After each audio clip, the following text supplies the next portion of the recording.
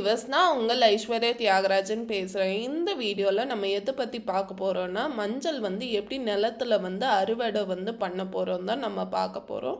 First வந்து எந்த செடி நம்ம அறுவடை பண்ணுறதுக்கு முன்னாடி வந்து பார்த்தோன்னா, தண்ணி வந்து பாய்ச்சிருவோம். எதுக்காக வந்து தண்ணியில் வந்து நிலத்தில் வந்து பாய்ச்சிருவோன்னா, நம்ம அறுவடை பண்ணுற செடி வந்து அதோட வேர் வந்து லூஸ் ஆகணும். அதுக்காக வந்து தண்ணியை வந்து பாய்ச்சிரும்.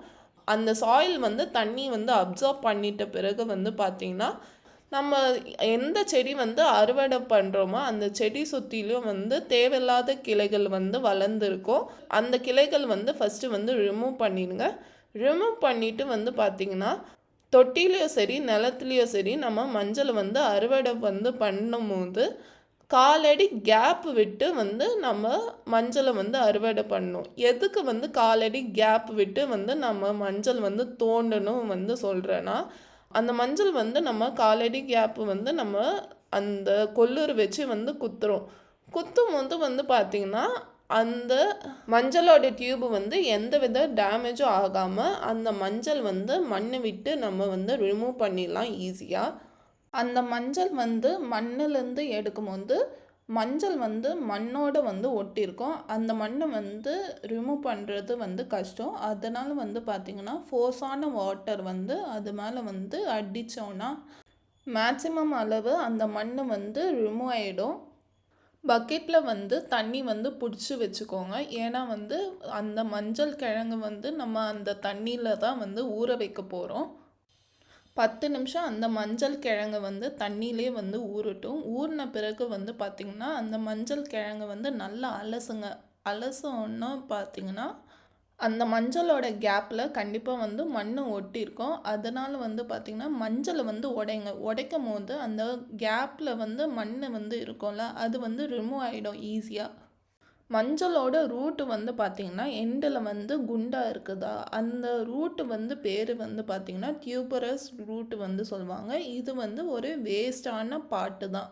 இது வந்து எதுக்கும் வந்து யூஸ் பண்ண முடியாது. ஸோ வந்து அதை தூக்கி போட வேண்டியது தான். கழுவுன தண்ணி வந்து நிலத்துல வந்து ஊற்றிடுங்க. ஊற்றின பிறகு வந்து பார்த்திங்கன்னா, நம்ம வச்சிருந்த மஞ்சள் வந்து திரும்ப வந்து வாஷ் பண்ணுங்கள். நல்ல தண்ணியில் வந்து நல்லா அலசி வந்து வாஷ் பண்ணுங்கள். அப்போ தான் வந்து அந்த மண் வந்து ரிமூவ் ஆகும். அந்த தண்ணியே வந்து பார்த்திங்கன்னா கலங்கின மாதிரி இருக்கும். திரும்ப வந்து ஒரு 2 வாட்டி வந்து நம்ம திரும்ப வாஷ் பண்ணணும். வாஷ் பண்ணின பிறகு வந்து பார்த்திங்கன்னா வெயிட் போட்டேன்னா அப்ராக்சிமேட்டாக எனக்கு கிடைச்சது வந்து பார்த்திங்கன்னா 2 kg 700 grams வந்து எனக்கு கிடைச்சிது. இதில் நோட் பண்ண வேண்டிய விஷயம் என்னென்னா, நம்ம வந்து மஞ்சளை வந்து ப்ராசஸ் பண்ணுறதுக்கு முன்னாடி வந்து பார்த்திங்கன்னா அந்த மஞ்சளை வந்து டோட்டலாக வந்து மண் வந்து ரிமூவ் பண்ணிடணும். ரிமூவ் பண்ணலன்னா மண்ணோட டேஸ்ட்டு வந்து நம்மளுக்கு வந்து தெரியும். சரி, இப்போ வந்து இந்த மஞ்சள் வந்து எப்படி ப்ராசஸ் பண்ணுறது நான் சொல்கிறேன். ஒரு அடுப்பு வந்து எடுத்துக்கோங்க. அது மேலே பாத்திரத்தை வைங்க. அடுப்பு பற்ற வச்சோடனே மஞ்சளுக்கு ஏற்ற மாதிரி வந்து தண்ணி வந்து பாயில் பண்ணிக்கோங்க. பாயில் பண்ணிவிட்டு அந்த மஞ்சளை வந்து போடுங்க. போட்டு முடித்தோடனே வந்து பார்த்திங்கன்னா ஒரு 2 நிமிஷம் கழித்து வந்து மேலே வந்து லெவல் வந்து பண்ணிக்கோங்க அந்த மஞ்சளை வந்து லெவல் பண்ணிட்டு ஒரு ஒயிட் கிளாத் ஈரமான துணி வந்து அது மேலே வந்து கவர் பண்ணிக்கோங்க. ஏன்னா வந்து ஆவி வந்து அதில் வந்து எஸ்கேப் ஆகக்கூடாது. அதுக்காக வந்து கவர் பண்ணுறோம். அந்த மஞ்சள் வந்து 20 மினிட்ஸ் டிஸ்டர்ப் பண்ணாதீங்க. ஓரமாக வந்து வச்சுருங்க. ஒரு 20 மினிட்ஸ் கழித்து பார்த்திங்கன்னா அந்த கிளாத்தை வந்து ரிமூவ் பண்ணிடுங்க. பண்ண பிறகு வந்து பார்த்திங்கன்னா அந்த மஞ்சள் வெந்திருக்கா சொல்லிட்டு ஒரு மஞ்சளை வந்து எடுங்க. எடுத்த பிறகு அந்த மஞ்சள் வந்து ஹாஃபாக வந்து டிவைட் பண்ணுங்கள். டிவைட் பண்ணிட்டு மஞ்சளோட உட்புறமும் வெளிப்புறமும் வந்து ஒரே கலரில் இருந்துச்சுன்னா அந்த மஞ்சள் வெந்துடுச்சு அர்த்தம். என்னோட சாட்டிஸ்ஃபேக்ஷனுக்காக 3 நிமிஷம் வந்து நான் அந்த மஞ்சளை வந்து வேக வச்சுக்கிறேன். அது வந்து நான் கிளறிக்கிறேன். சும்மா வந்து மேலே இருக்க மஞ்சள் வந்து கீழேயும் கீழே இருக்க மஞ்சள் மேலேயும் வந்து டாஸ் பண்ணிக்கிறேன். சரி, முடித்தோடனே வந்து பார்த்திங்கன்னா ஒரு டப்பில் வந்து ஒரு நார்மலான வாட்டர் வந்து ஃபில் பண்ணிக்கோங்க. அது வந்து ஒரு ஃபில்டர் பண்ணுற மாதிரி ஒரு பாத்திரம் எடுத்து அந்த மஞ்சளை வந்து வடிகட்டினுங்க. வடிகட்டின பிறகு வந்து பார்த்திங்கன்னா அந்த தண்ணி வந்து பக்கெட்டில் வந்து செட்டில் ஆகிடும். ப்ளஸ் வந்து அந்த மஞ்சள் வந்து அந்த பாத்திரத்தில் வந்து இருக்கும்.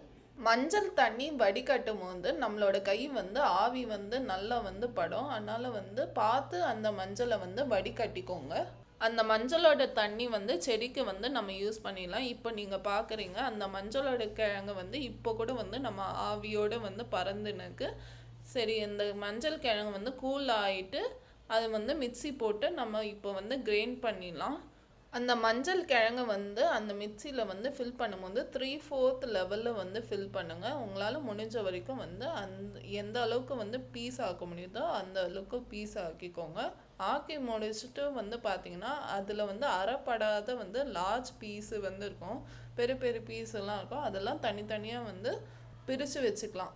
இதே போல் சேம் ப்ராசஸ் தான் மீதி இருக்க மஞ்சளும் அரைப்பட்டு எடுத்துக்கலாம்.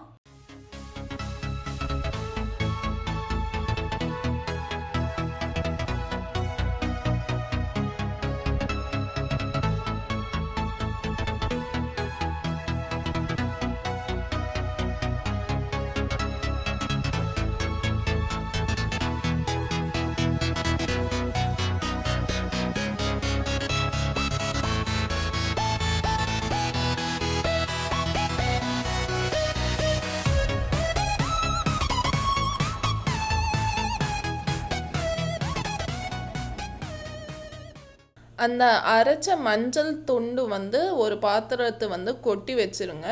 பின்னாடி வந்து பார்த்திங்கன்னா அது வந்து ஒரு சில்வர் தட்டில் வந்து நம்ம பரப்பி விட்டுட்டு வெயிலில் வந்து காய வைப்போம். எதுக்கு வந்து சில்வர் தட்டில் வந்து நம்ம காய வைக்கிறோன்னா அந்த மஞ்சளோட சாறு வந்து சில்வர் தட்டில் வந்து அப்சர்வ் பண்ணாது, இழுத்துக்காது. இதே வந்து நம்ம துணியில் வந்து காய வச்சோன்னா கண்டிப்பாக அந்த மஞ்சளோட சாறு வந்து துணி வந்து இழுத்துக்கும். அதனால் வந்து நம்ம ஸ்டெயின்லெஸ் ஸ்டீல் தட்டில் வந்து நம்ம அந்த மஞ்சளை வந்து பரப்பி விட்டுட்டோன்னா அது வந்து காஞ்சிரும் ஈஸியாக. இன்னொன்று ஒரு விஷயம் என்னென்னா, நம்ம ஸ்டெயின்லெஸ் ஸ்டீலு வந்து காய வைக்கும் போது வெயில் வந்து அந்த பாத்திரம் வந்து சூடாகும். அதனால் என்ன ஆகுதுன்னா நம்ம மஞ்சள் வந்து இன்னும் சீக்கிரமாக வந்து காஞ்சிரும். அரைச்ச பிறகு நம்மளோட கை வந்து மஞ்சளாக வந்து இருக்கும். அது வந்து ரிமூவ் பண்ணதுக்கு கொஞ்சம் வந்து நாட்கள் வந்து நம்மளுக்கு தேவைப்படும். அந்த அரைப்பட்ட மஞ்சள் வந்து 4-5 நாள் கழித்து பார்த்திங்கன்னா இதே போல் தான் வந்து ட்ரையாக வந்து இருக்கும், சுத்தமாக வந்து காஞ்சி போயிருக்கும். அந்த சமயத்து தான் நம்ம பவுடர் பண்ண ஸ்டார்ட் ஆரம்பிக்கணும். சரி, வந்து பவுடர் பண்ணுறதுக்கு முன்னாடி இது எவ்வளோ வெயிட் வருது நம்ம பார்த்துக்கலாம். சரி, கையில் வந்து நம்ம வந்து அந்த தூள் வந்து போட்டோன்னா கீழே வந்து செதறிடும். அதனால் வந்து பார்த்திங்கன்னா நம்ம ஒரு பேப்பரில் வந்து பரப்பிட்டு அது வந்து கொட்டிட்டு வந்து போட்டிங்கன்னா கீழே வந்து அந்த அளவுக்கு செதறாது. சரி, வந்து மொத்தமாக எனக்கு கிடைச்சது வந்து பார்த்திங்கன்னா அப்ராக்சிமேட்டாக 396 கிராம்ஸ் வந்து கிடைச்சிருக்கு. அந்த காஞ்ச மஞ்சள் துண்டுகளை வந்து இப்போ வந்து பொடி பண்ணி எடுத்துக்கலாம். பொடி பண்ணும்போது வந்து பார்த்திங்கன்னா ஜெலிக்கும் போது அந்த குருணெல்லாம் வந்து அந்த தட்டுலே வந்து தங்கியிருக்கும். தூளெல்லாம் வந்து பார்த்தோன்னா பேப்பர் கீழே வந்து தங்கியிருக்கும். பொடியில் அந்த பேப்பர் மேலெல்லாம் இருக்கும். அது வந்து ஒதுக்கிட்டு அந்த குருணை வந்து ஒரு பேப்பரில் வந்து போட்டு சின்ன மிக்சியில் வந்து ட்ரான்ஸ்ஃபர் பண்ணிடலாம். ட்ரான்ஸ்ஃபர் பண்ணிட்டு அது அரைப்பட்டோன்னே அதே போல் ஜெலிச்சு எடுத்துக்கலாம். ஆனால் இந்த வாட்டி நம்ம சின்ன மிக்சியில் போட்டதுனால ஜெலிக்கும் போது வந்து பார்த்திங்கன்னா அந்த குருணை வந்து கம்மியாக வந்து நம்மளுக்கு வந்து கிடைக்கும். ஜெல்லிச்ச பவுடர் வந்து பார்த்திங்கன்னா அதிகமாக வந்து இருக்கும். பவுடர் ஆக்கின பிறகு ஒரு வாட்டி ஜெலிக்கிறது நல்லது. அது ஒரு வாட்டி வந்து ஜெலிச்சோன்னே ஜெலிக்கும் போது வந்து பார்த்திங்கன்னா சில குருணைங்க அங்கே வந்து தங்கி இருக்கும். அது வந்து சின்ன மிக்சியில் வந்து ட்ரான்ஸ்ஃபர் பண்ணிடலாம், திரும்ப வந்து அரைச்சிக்கலாம். இப்போ நான் அரைச்ச மஞ்சளே வந்து பார்த்திங்கன்னா எனக்கு இன்னும் நைஸாக எனக்கு பவுடர் தேவைனால ஒரு ஜல்லடை வந்து மாற்றிக்கிறேன். அது இன்னும் வந்து அந்த ஹோல் பார்த்திங்கன்னா இன்னும் மெலிசாக இருக்கும், இன்னும் சின்னதாக இருக்கும். அது வந்து ஜெலிக்கும் போது வந்து பார்த்திங்கன்னா கீழே வந்து நைஸான பவுடர் வந்து செட்டில் ஆகிடும், மேலே வந்து குருணை வந்து அதிகமாக செட்டில் ஆகும் இந்த வாட்டி. ஏன்னா வந்து நம்ம ஜல்லடை வந்து மாற்றிருக்கோம்ல, அதை வந்து மிக்சியில் போட்டு திரும்ப அரைச்சி திரும்ப வந்து நம்ம ஜெலிக்கும் போது வந்து பார்த்திங்கன்னா அது வந்து கொஞ்சோண்டு குருணை தான் வந்து இந்த வாட்டி மீதி இருக்கும். சரி, இந்த மாதிரி ப்ராசஸ் வந்து ரிப்பீட் பண்ணி வந்து பார்த்திங்கன்னா கடைசியில் எனக்கு கிடைச்சது வந்து அப்ராக்சிமேட்டாக 390 கிராம்ஸ் வந்து நம்மளுக்கு மஞ்சள் தூளாக வந்து கிடைச்சிருக்கு. மஞ்சள் கிழங்கு அரைச்சி நம்ம கையை பார்த்து செவந்ததை விட மஞ்சள் தூள் அரைக்கும் போது நம்மளோட கை வந்து மஞ்சளாக வந்து டார்க்காக இருக்கும். எனக்கு மஞ்சள் கிழங்கோட வெயிட் வந்து எவ்வளோ கிடைச்சிருக்கு பார்த்தீங்கன்னா அப்ராக்சிமேட்டாக 2 கேஜி 700 கிராம்ஸ் வந்து கிடைச்சிது. அது ப்ராசஸ் பண்ணி மஞ்சத்தூளை எனக்கு கிடைச்ச கிராம் வந்து பார்த்திங்கன்னா 390 கிராம்ஸ் வந்து எனக்கு கிடைச்சிது. ஒரு மாதத்துக்கு எங்கள் வீட்டில் வந்து மஞ்சத்தூள் செலவாகுது பார்த்திங்கன்னா 50 கிராம் வந்து நாங்கள் செலவு பண்ணுறோம். இதுவே வந்து எனி பிராண்டு வந்து ப்ரைஸ் வந்து பார்த்தோன்னா 50 கிராமுக்கு வந்து ஆவரேஜாக எடுத்தோன்னா 20 ருபீஸ். நான் கேல்குலேஷன் எப்படி வந்து போட்டேன்னா 390 கிராம்ஸ் டிவைடட் பை 50 கிராம்ஸ் வந்து போட்டோன்னா 7.8 மந்த்ஸ் வந்து எனக்கு வருது. அது அப்ராக்சிமேட்டாக 7.5 எடுத்துக்கினா 7.5 இன்ட்டு 20 ருபீஸ் போட்டேன்னா 150 ருபீஸ் வந்து நான் சேவ் பண்ணிக்கேன். இது ஃபைனலாக வந்து பார்த்திங்கன்னா நான் 150 ருபீஸ் வந்து 6.5 மந்த்ஸுக்கு வந்து சேவ் பண்ணிக்கேன். இந்த வீடியோலேருந்து உங்களிடம் விடைபெறுவது உங்கள் Aishwarya Thiagarajan. See you in the next video. Tata.